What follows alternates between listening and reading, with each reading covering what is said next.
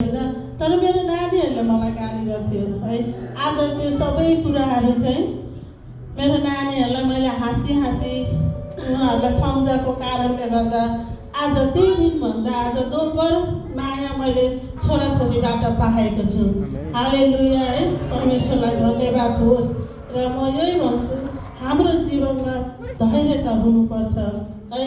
अयुबले त उसलाई कति उसको श्रीमतीले त्याग्नु लगायो, उसको साथीहरूले होइन उसलाई अझै रोगहरू निस्किँदा पनि अयुबले कहिले पनि प्रभुलाई त्यागेन। ऊ चाहिँ एउटा एकदमै परमेश्वरसँग ढेर भएर रहिरह्यो है। आज उसले सबै कुरा सहेको, सबै कुरो त्यो धैर्यतामा राखेको कारणले गर्दा आज अयुबले चाहिँ आज दोब्बर आशिष पाएको छ है। हामी पढ्छौँ अनि यसरी नै आज हाम्रो जीवनमा पनि धेरै कुराहरू, खटबडीको कुराहरू, धेरै कुराहरू, घटी कमीको कुराहरू, दुःखको अभावको कुराहरू आउँछ। तर हामी धैर्य गरौँ, धैर्य गरौँ, किनकि यो धैर्यता एउटा परमेश्वरले दिनुभएको एउटा यो पनि फल हो है।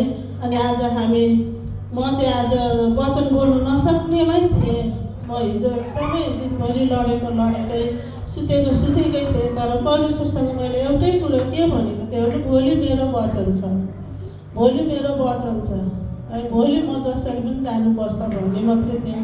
तर आज म अलिक ठिक भएँ। आज तपाईँहरूको माझमा मैले वचन म बोल्नु सक्दिनँ, म जान